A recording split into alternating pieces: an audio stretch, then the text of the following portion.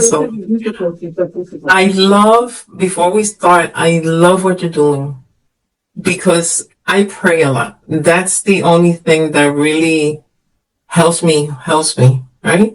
Um, because I have a story. And it's just the only thing that I have been able to know and be able to rely upon is prayer, right? But then when I saw what you sent me, oh my God, I cried so much because I created, among other stuff that I've done and am doing, I created the Unbreakable Women Global Leadership Movement. It is about us. It's about this. So what you're doing is so in alignment with what the purpose and the mission of Unbreakable Women is, and is that my thinking, since I'm all human about human rights, and I said we have to. The world doesn't get better. We're in the 21st century, and it's scary for the next generation. You know, so and that really bothers me and it worries me. And I said, women, we are. Like what's so amazing to me is that the very first heartbeat occurs in our womb. The very first heartbeat of a human being occurs inside of us. We're the ones that feel it. Nobody hears it, but we do. That's what's so amazing about humanity. All these things in the show. It's very Yeah, so I created Unbreakable Woman because if we come together as one, then we can make the world a better place. We can. We do it. It's all in the life story of each and every woman you meet. I know that. It definitely, so far, whomever I have met, they have had a beautiful story to share. Each one of them.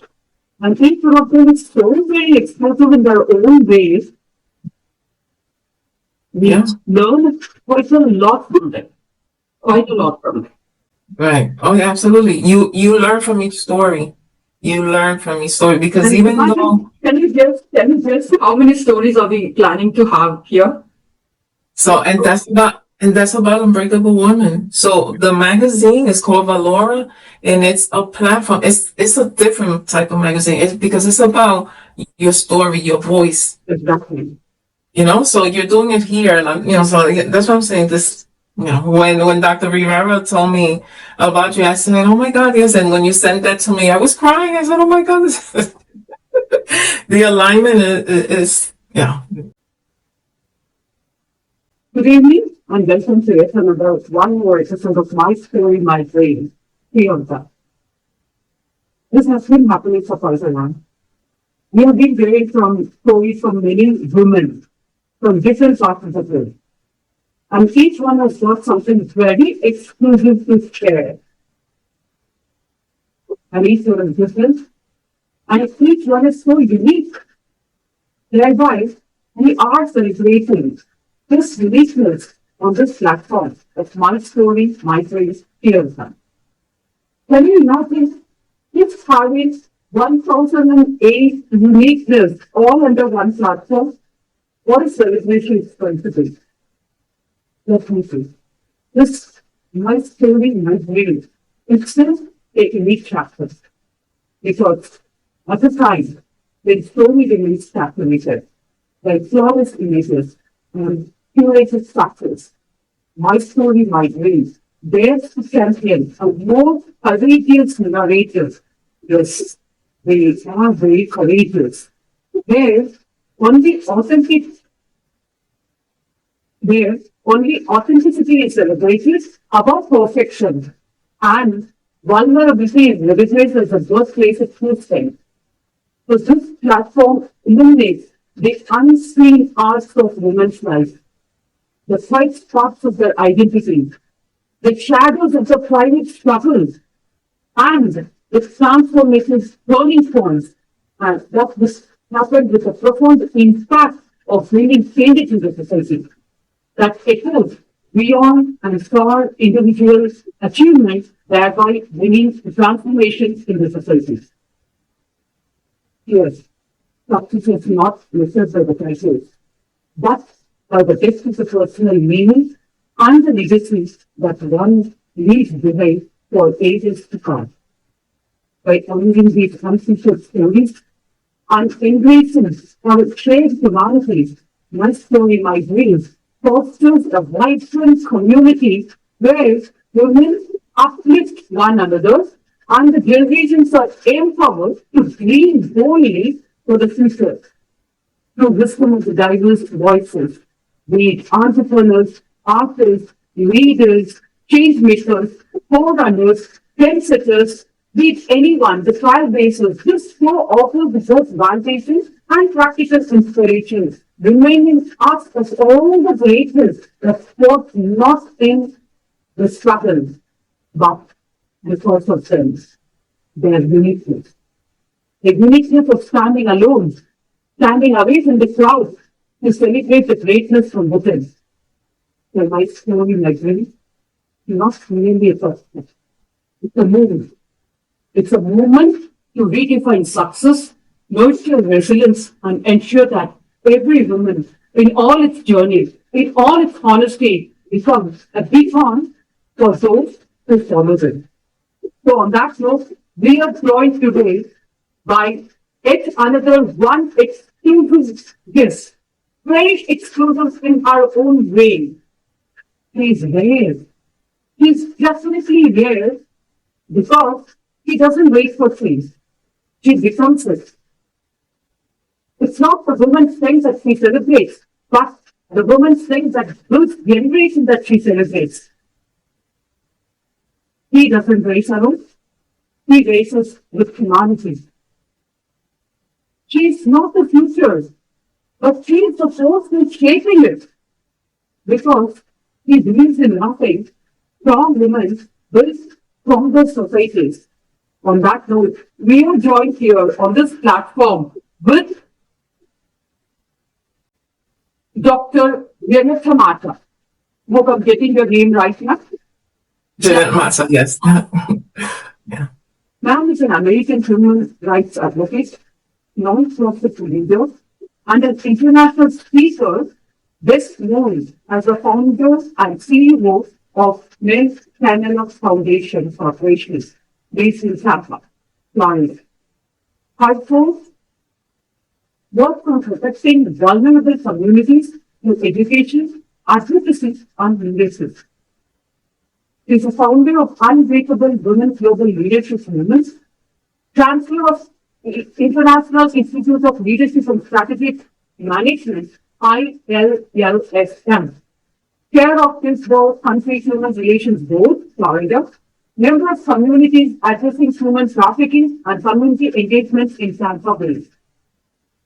When we look into the areas of expertise of Dr. Jeanette, human rights advocacy, anti-human trafficking initiatives, immigration, education and legal awareness, women leadership and empowerment, international diplomacy and protocol, community development and leadership education and non-process management. Being given a chance, I will take a moment to mention some of the noble initiatives of hers. Men's Channel Foundation was founded in 2021, a non-profit supporting human rights, immigration, immigrant community, and anti-trafficking efforts. With Florida's 3-to-1 anti-trafficking campaign, which was the foundation resource contributed to assisting law enforcement and community partnership in identifying and rescuing trafficking victims with the Immigration Justice Movement and Education Program that teaches immigrants about the rights and available legal pathways, and with International Institute of Human Rights, providing certifications in human rights, domestic violence, and anti-human trafficking. Ma'am has published even a biography as Jeanette Matta's commitment to social justice that was shaped her with her own experience as a survivor of child abuse and domestic violence. He later worked in public administration, politics, and legal administration, including American Bar Organization, before dedicating her full time to non-profit leadership and human rights advocacy. Ma'am has received ample recognitions for her dedication of work in human rights advocacy, women leadership, community engagement, anti-human trafficking initiatives, and support for immigrant communities in Florida. So, with that, now we owe a sincere thanks to you for coming up today on our show, and it's a greatest honor and privilege of having you amidst us. Thank you, ma'am. Thanks for being with us today. The pleasure is all mine. I am humbled. A lot of people that know me, they know I have so many titles and I've done so much, but I am so humble because it's not about titles. It's about how I could help another human being. Um, and yes, I'm blessed and I'm very appreciative of life, of God and the universe and everything for the opportunities. But one door has always opened another when we serve, when we serve. And that's what I was born to. My son tells me all the time, Mom, you work more for this because I'm always helping. It's what it keeps me going. It's what makes me smile. Um, you receive an award and you put it on a desk or on a table or on a shelf. And that's it. But it's what you do on a daily basis to help another human being. That's what counts. That's what really counts to me. So, but thank you so much really for considering me, to have me on the show. I'm honored and I'm humble. Thank you. Thank you. Thank you. When I was just asking people about who should be our next guest, I was just told these are the definition of love. He's a power in nature. He leads like a woman. Her voice, her vision, her victory, he wears many faces, but with one thing, her own identity is nothing but silence. So, ma'am, on that note, let's go on to the questions today because Okay. our audience would like to know more about this. Okay. So, what we see today as Dr. Jonas, is this the first version of your dream, or is this the first version of the girl, the small little girl is still on profile? So, when did it start? Your journey, your life journey. Where did it start? Are you the same person who we are seeing today in front of us, the same person? What I'm asking is this the first and last words of yourself? Or was it evolving through the ages? If so, what is it about? Could you please tell us exactly? Or is it the first and last version of your dream? Or you are there evolving stages right from your childhood? From where did it start? Because serving humanity at this stage, at this worker's life, with such magnanimity, it's something to be, it's really commendable.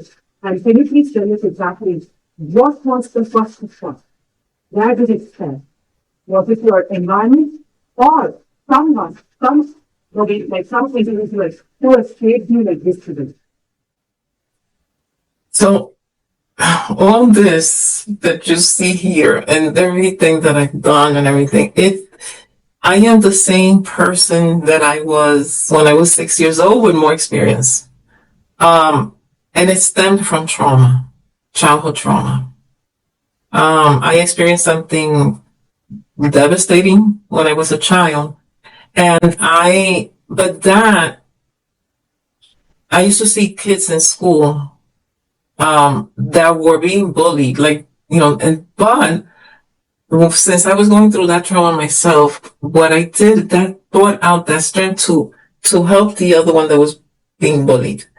And I was always defending the boys and the girls that were being bullied. But that's what helped me continue and not even think of the trauma that I was going through. And so I always say there's always somebody that notices or something, but I had a mentor in school and this teacher, she knew that I was going through something.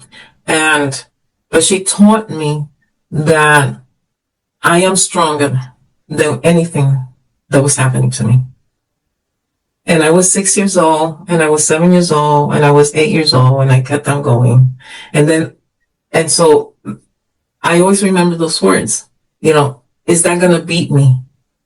If I'm going to let that beat me? In my mind, I was 6 years old. I was saying, that can't beat me. That can't beat me. And so that's what that has been my life. That's the torch that I've been carrying through my life, because as women, we still don't have the position that we should have, and because life and humanity was, and infrastructures and everything were built for men, but and we still have, and we have to fight for our position. So I always say, is this going to beat me? Because I say we always have a choice. So is it the choice to stay defeated, or not to be defeated? What I have in my mind, what I want to do is, is it strong enough for me to fight for that? It could be children, grandchildren, your career, for yourself. And that's what has brought me all the way to where I am. One of my biggest breakthroughs happened when I was homeless. I was homeless and nobody knew, not even my family, because of, things that happened to me in life. And I'm going to say, I mean, I like to be transparent, because I know that whoever hears me is probably going through the same thing that I went through. And this is going to help her, whoever's listening, from age 6 to 9 at home.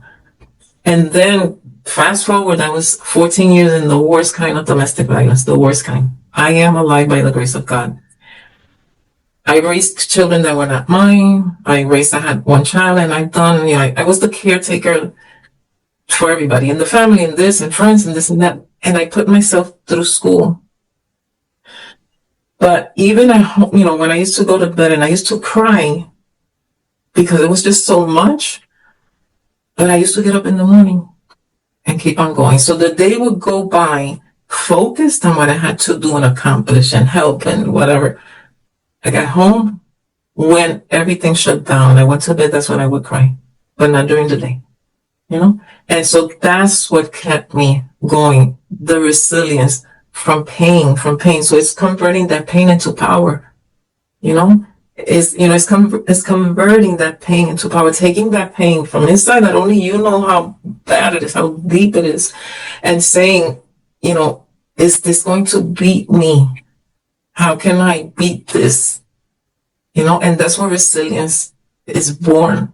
Resilience brings purpose. So, I need to do this. Is this pain going to overcome me? So you have a choice. You have a choice, and look for, there's always support out there, some type of support. Hanging on to that little light, or whatever it is that makes you stronger, that helps you stand and not fall. And there's an artist that I follow, because he's very spiritual, and he always says, fall 7 times, but get up 8. Fall 7 times, but get up 8. And that's what has brought me through so many accomplishments, yes.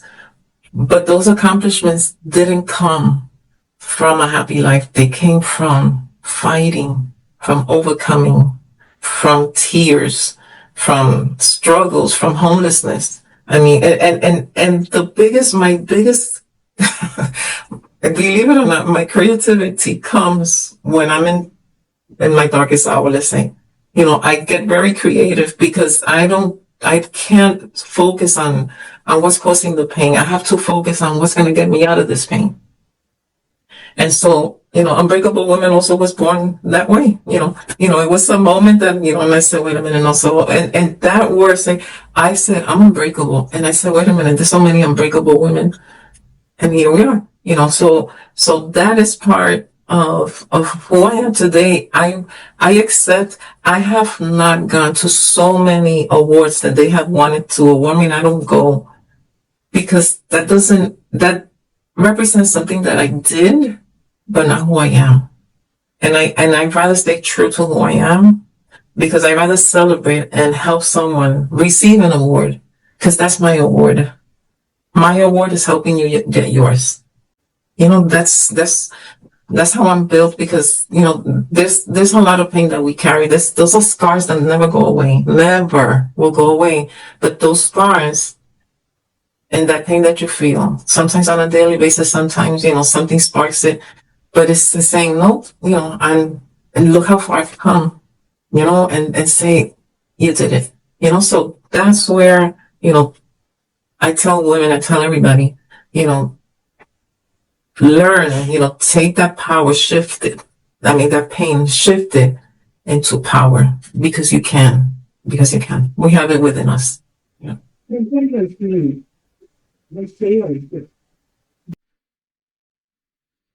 Really, I'm so moved about it. In some situations, so badly, I really, like I need some time. Yeah. So exactly what you said is exactly right. The power begins when you start believing in yourself. That's Mhm. actually the point of the path of power. And Mhm. every woman's person is a revolution. What you're doing is a revolution. Hidden pain that's there in you, the time, the pain that means that undergoes things that you are converted into its power. You know? So every woman is a very good it's a revolution with which you are taking the resolution to take transform the society. And you don't wait for the change to happen. You go and make the change happen. You know? Mhm. Yes, Exactly. Yeah, exactly. definitely. And also, education, it's like I have again, and I'm just saying this so that people that are listening that will listen to us, education is the most powerful tool any human being can have. Yes. So I'm continuously learning and learning and learning because that's what gives us, you know, more opportunities, education. So I always tell, you know, boys, girls, men, women, I teach even marriages when they're going through, about domestic violence. Where does that come from? And why? If you're supposed to love each other, so it's that care. Look, I always, and we had a conversation this morning about that. Care comes from a woman because the first time you come out into this world, who cares for you? What's the first thing that you do? They put you on your mother's arms. And that's where it starts. That's where it starts. That connection, that connection. So I tell people you have to, care for one another because somebody cared for you, that love. And sometimes when you don't have that at home, that's, you go and you try to find that somewhere else. That's where people stumble into, um, calamities and situations in their life. But the thing is to learn how to love yourself. Learn how to love yourself. You have that worth. It doesn't matter if people don't give it to you. It doesn't matter. Don't expect it because you are worth. You're here on this planet for a reason. There's something that you have to do on this planet, whatever it is, a mechanic, a teacher, whatever it is, but you're here for a purpose.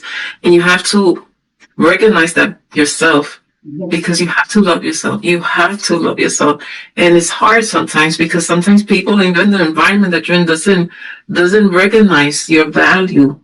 But don't wait to be recognized. Just say, they don't see my light. They don't see my light.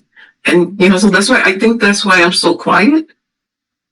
Because you see me so I walk up and, social media, things like that, but I'm very quiet. And I'm very quiet. And because I say, I rather continue helping than people not seeing my worth or my value. And it's not about what they see. It's not what people say that you do. It's what you do. That's what you do. So that, as long as I always ask, and when you go to bed at night, when you lay your head on your pillow, and you could rest in peace, you could fall asleep because you know that you made a difference during the day. You did something good during the day.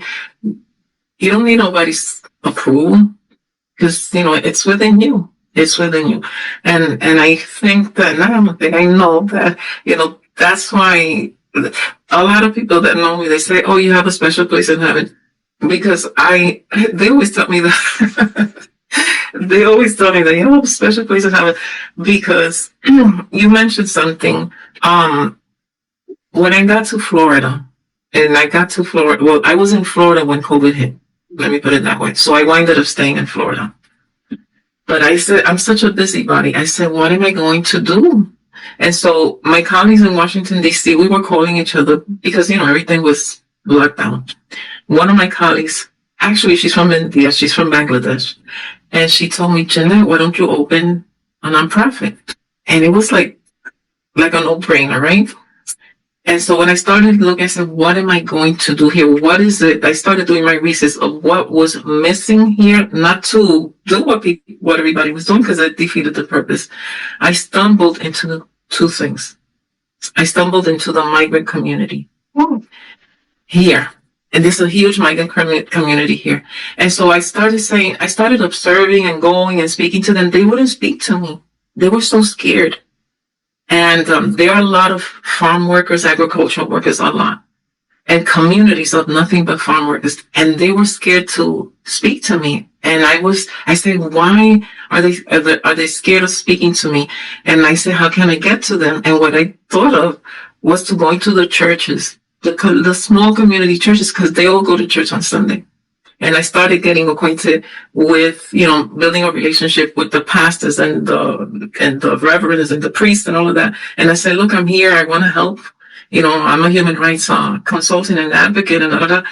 And when I came to see it, and what happened is that in this country, the reason why there were so many undocumented individuals in this country is for the lack of knowledge of their rights. So I started teaching them. I started going to them and teaching them about their rights, and that made such a huge difference. I am an immigration paralegal for many, many years, and my office got so packed because people wanted to learn. They didn't know they didn't know. So that, so what I'm saying is to show that, that's what makes me happy. This is Janet. Good or the challenge that made you almost. Can you discuss any when you were displeased and you really wanted to quit, but you didn't quit, you said so good. Oh, what did it make me quit? What made me not quit? Was the sense of loneliness. Because I was so secluded in myself because of what I was going through at home. So home wasn't a safe place for me. And so I was always alone. There's a theater here called the Star Center for the Performing Arts is huge. And they did a play on my story. It's called Behind the Smile. Yeah. They did it 3 years ago. And they had one of the scenes is a tub because that was my playground. I used to go in the bathroom, close the curtain, and play the tub. So that sense of loneliness, and then growing up because I had to, get out of the domestic violence situation, the financial struggles, and that, not knowing, just the unknown, where am I going to get out of this? That's what made me not want to quit. So this is what the strength that made you really good times, right? Yeah, and the times in my worst difficult times and loneliness, not knowing which way to go. That's where I said I can't quit because that's where I guess I had to when I have two choices: just give up or not quit, or not quit, and that's where my I realized that purpose. How can I say this? Purpose doesn't come. No, purpose doesn't eliminate pain. Purpose doesn't eliminate pain, but it gives pain a reason. It doesn't eliminate pain, but it just it gives pain a reason, a reason to fight, a reason to not quit. So that's exactly relating it to the success. What does success truly mean to you, and how does it personally define success that has really shaped you over the years? Success. When you look at people's success, normally people base when a person is so successful, on what they see, pictures, videos, but success is the sacrifice that you were able to overcome. You know? So my success my personal success is how the reason that I've been able to accomplish everything that I accomplished, which was not, it's not photographs, it's not, all these awards and photo certificates and all of that. It's the sacrifice. The sacrifice, because nobody speaks or sees or knows about the sacrifice behind your success. Nobody sees it. Like, we have, we could be so pretty, we could, whatever, we all, but nobody knows. That's why my story is called Behind the Smile. Because nobody knows behind that smile. You go out, and you're all dressed and everything, but nobody knows the sacrifice just to have that dress on, to have those shoes, to be in that stage or to be in that environment. Nobody knows. So that's what success is to me. Can you please add on your question there? I'm sorry? Can you add on your question there, please, relating to success? Okay, I didn't catch the question. Say it again. What's the most proud moment? Oh, the proud moment. Yes, the most proudest moment. Of my at some point of time, we really, enjoyed it, right? So, could you please tell us exactly what was that proud moment of yours? Oh my God, that's difficult for me to respond because I don't see myself that way. I'm humble, but that moment of success is the day that I realized I had overcome the pain of that childhood pain. That trauma.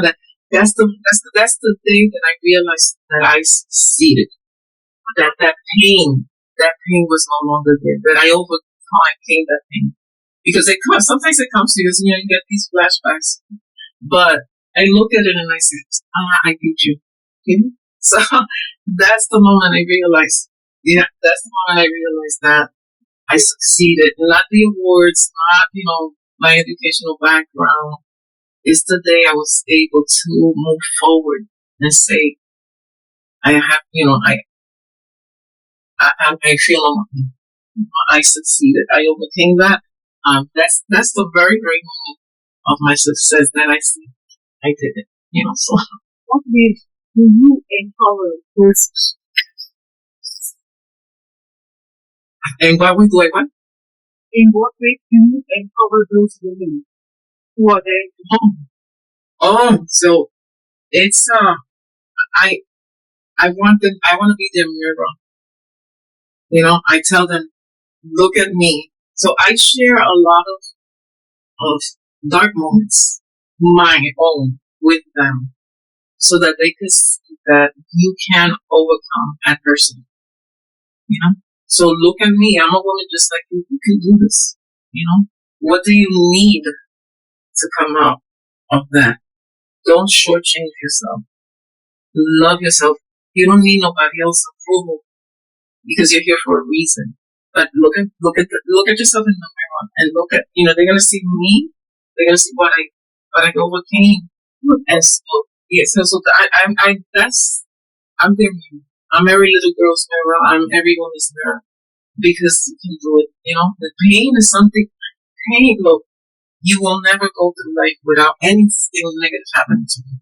But those are the moments that have a purpose, and it's to shape you and to give you a tool of resilience, of power, whatever. Because if you don't go through pain, if you don't go through a bad moment in your life, you're not gonna know how to handle any difficult situation that comes around. So, and we are as women, this is something very important. As women, we have that innate power in us because we're the only ones that are capable of giving purpose. Imagine a man giving birth. They can handle that. We do. So we have that innate power in us, and that's what we have to hold on to. We have to hold on to that I can do this. Like, we bring light to work. Yes, men, of course, we cannot procreate without men, but the ones that give birth to life is us. And from the moment that child, that human being is born, we're the ones that care for them. We're the ones that educate them. We're the first teachers. We're the first caregivers. We're the first nurses. We're the first doctors. We're the first, the ones that say it's okay. It comes from us. So if we do that for others, we have to do that for ourselves first. So get up in the morning. Yeah, I always give this example. I'm from, my mother's from Puerto Rico. She passed away. And in the islands, it's a cultural thing. Women, you cannot open your door. Still today, you cannot open the door and go outside if you're not all, you have to be dressed and And my mother was very well known in the neighborhood because she loved roses, and our yard was beautiful because she was with her roses together. But my mother used to walk out of the room like she was going out somewhere, and so people were driving to work, and they would honk the horn every morning and wave to her, Miss Carmen, good morning, because she was watering her roses, but she was all with her makeup and everything. That's something that women have to do. Get up, and no matter what, because you have to face the world no matter what. You have to face the world no matter what. So, allow me to ask this question. What one piece of advice would you like to give your younger self, and for the younger generation as well? Right. So yeah, that's a good question because I'm still teaching her. I'm still teaching her. I'm still teaching her. And I tell her everything. I always say, keep on going. Keep on going. Keep on going. Don't give up. And there's moments because it's hard. It's hard. I've been alone for a long time because of the domestic violence and a lot of other stuff. And I say, but wait, when I get to those moments, I say, what are you talking about? You overcame that. Keep on going. And I tell that's the best advice that I give myself every day. Get up. Get up and go. Get up and go. Get up and go. Don't give up. Get up and go. Because if it comes to your mind, you can do it. Otherwise, it wouldn't be in your mind. So, yeah. This is what happens when there is stuck there, not getting past there, not getting past. You say, you are the one. You are there. As long as you are there, the path doesn't stop there, doesn't end there. It just goes on. You are still there. Things are making. That's brilliant. Thank you so much, Vijay. I'm so very inspired. Well, what is the legacy that you really want to leave behind to your work and your students? The legacy that you really want to share with our audience, with our people, and also to your work, what legacy you want to leave behind. So can you please share something about it? The legacy that I want to leave behind is this. Women, do not compete with each other. Do not. Do not be jealous of each other. Do not. Nobody understands you better than another woman. Because when you have a situation, who do you run to? It's either your mother, your sister, your friend, your grandmother, to another woman. So my motto, and this is my motto that I want to be, is that I am not here to compete. I am here to complete. And that's the legacy that I want to leave women. We're here to complete each other, not to compete among each other. And that's the legacy that I want. That number one, yes, you can. Number two, we have to uplift the other one. We have to. And when, we always find somebody to give us advice, to give us some help. Something's not always along the way. Do it to someone else. Do it to someone else. What you receive, get back, because somebody needs it too. So my legacy with Unbreakable Woman and everything that I've done is that when you look at your neighbor, when you look at somebody else, remember that that's another human being just like yourself. You know, I love humanity. I love humanity. I love humanity. I don't see nothing but another human being. That's what I see. And my legacy is for all of us to come together. You know, I was in politics, you know, part of my career was in all politics in the legal field. And now politics, when you bring politics into any equation, it doesn't unite, it divides. And that's why I say, if you could take two people with different opinions, and that's fine. But that's when the act of diplomacy begins, of sitting down, having a conversation, and being able to agree in spite of our differences. Because our differences are our rights to have, but the diplomatic action of coming together and having a conversation and saying, you know what, yeah, we can work together. It doesn't matter your religion or color. It doesn't matter where you're from. We are human beings first, and that's my legacy. Love one another, protect one another, and women do not ever compete among each other. I'm very excited. Having enlightened us with such beautiful answers. Thank you. On the truth. Yeah. Right. Answer me. If I'm going to give you a magic song with which you are allowed to stay in the business, then what should be that? If I had a magic wand, yes. You know what I would do really? Just eliminate war. Wow. Eliminate war, because with no wars, there's no poverty. With no wars, there's no adversity. With no war, there's no, you know, children with no homes, children with no parents. There wouldn't be. I would eliminate the first thing. I would eliminate is war. No war, so we can have peace in the world. No issue. That's yeah. Really, what a thought. What a life country. Definitely in life.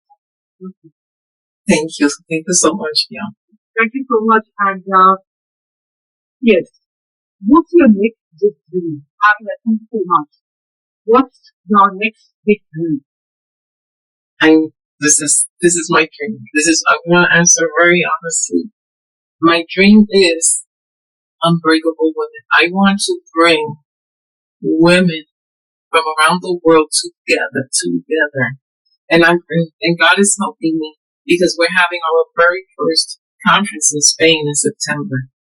But since not everybody can travel because of so many reasons, so we'll go to you, because we want to bring women together to empower women for that reason. And it's not about speaking about what everybody knows about human rights and this and that. No, it's about you as a human being, you as a woman, and bringing, and so countries can come together and see how much we are alike more than what we're different, as women.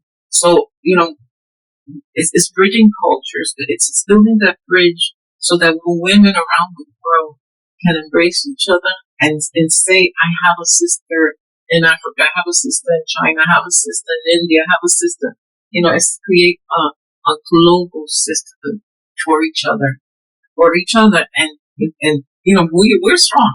So that's why, because we have to stop the stigma of we are different. No, we are so alike, and that's what I want to do. My dream is that Unbreakable Women can reach every corner of the world, but it's for women. For women. I have when this happened in March, that I received so many. I received women. They're women that nobody knows about, and there's indigenous villages, and there's this woman that she's the governor there. What she does, nobody knows about. And it's a village, and it's an indigenous village. There's another village in Peru that they are deaf mute and either don't have arms or legs. They are all artists. The government doesn't help them that much. They paint. You should see their art. They paint with their mouth or with their feet. I mean, there's just so many things, and they're all women. And this is all over the world, and things that we don't know about. Those are the ones we need to uplift, because then we could help them build sustainability for themselves. So being a leader is not about your accomplishments. I'm a leader because I went to school, I have two masters, I speak five languages, this and that. It's how am I making someone else's life better? That's leadership. That's true leadership. And so that's my wish. That's my wish that that unbreakable women can just go everywhere to help and uplift those communities and those societies. That's my wish. Yeah. That's really a spark of my story, baby. Really. Yeah. I'm, I don't know. I'm really getting goosebumps now. Yeah. If your journey can be summed up in one message, what would that be? Love the world and love yourself. Love the world, love yourself. Because if you love yourself and you love the world, it's the way unity. We need unity in the world. We need to unite. We are too divided now. Wars are dividing us every day. We need to unite as one humanity. It's politicians are breaking us up and this and that. No. We have to not let that dictate us. We have to come together as human beings. Good. Well, that was an amazing meeting. Believe me, truly amazing. Thank you. Touching parts. Go through the mind, up to the intellect, and it was from part, definitely. Now, coming to the lighter side of it, we're going to have a rapid fire question for which I would welcome answers in one word or maximum 1 second. Stop to them. But Okay. what's that one word that defines your vision? What's the one word? One word. What's that one word that defines your vision? That talks about me. I didn't understand. Sorry. An adjective to describe yourself. Oh, about myself? One word? That describes you. Oh, that describes me. Unstoppable. Very true. Unstoppable. Yeah. Okay, let me just go like that's really great. Okay. What kept you going? The fear of life or the faith of life? The faith. Faith. Absolutely. That's very good. Where do you look into? Your dream or your reality? My dream. The drive for you. Your dream. Yes. My dream. Absolutely. So having come so far, what's that one habit of yours that changed your life? Unstoppable. Not giving up. No. It's just the drive, the focus, the focus. Yeah. One message to the world. One word. One message to the world. Love. No. There's something really short that I want to say. We say we love, we understand, different types of love, to a friend or whatever, but love, it says it in the Bible. 1 Corinthians 13. The definition of love. It's so pure. Love doesn't judge. It doesn't, it's not jealous. When you love, you just love unconditionally. So, and that's that defines me, because if I tell you I love you because I love you, it's like I said, I love what I do. I love what I do. I'm in love with what I do. And that's what I tell the world, love, because with everything is so conditional. I love you if, I love you because. It's not unconditional. It has to be unconditional love. And we'll be able to change so much, even within ourselves. So.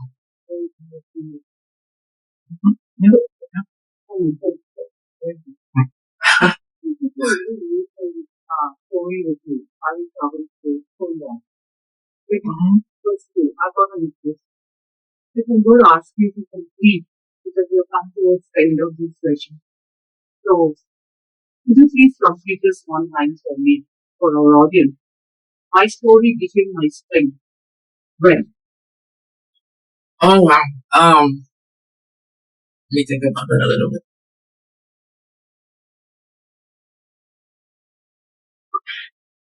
I could say that my story became my strength when I stopped. That moment, this ties into the question you asked before, about the moment of my success. It's when I stopped asking myself, why did that happen to me? When I stopped asking myself, why did that happen to me? Why did that happen to me? That's the moment that I became strong. That's why my strength set, because, it happened to me for a reason. It happened to me to teach me something. So and then that's when at home, I was 6 years old.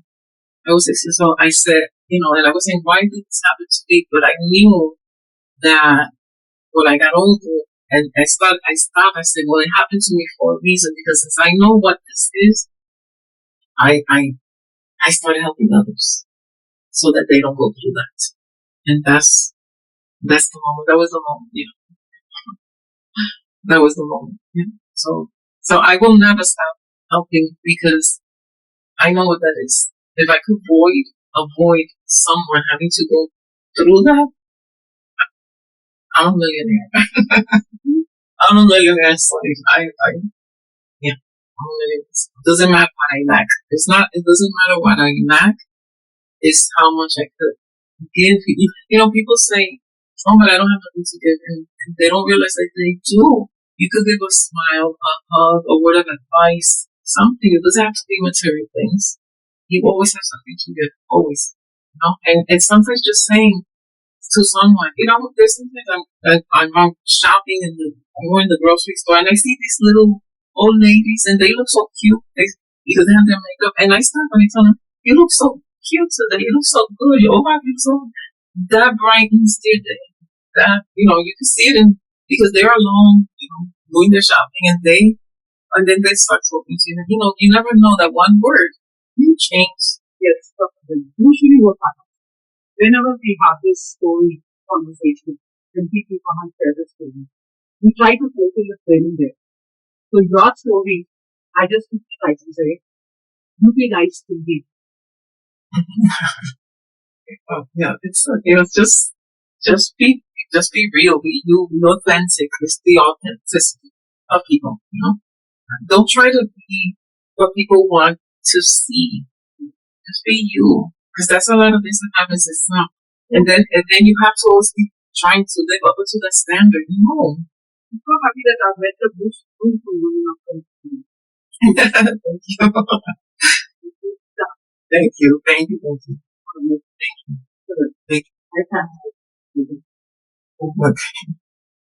Thank you. And I hope to have you also, with us, with the Unbreakable Women, and that it could be shared with, everyone around the world, because it's for us. It's not for me. It's for us. It's for us. Yes, it's nothing but that process to go with safety. Wherever we need, wherever we go, we do conference. I think almost every conference, more or less, now. So it's safety building. It's a destiny. It's not that we don't want to do it. It's just, and all this has a purpose. Because we don't know what the purpose, but it is not. Exactly. Exactly.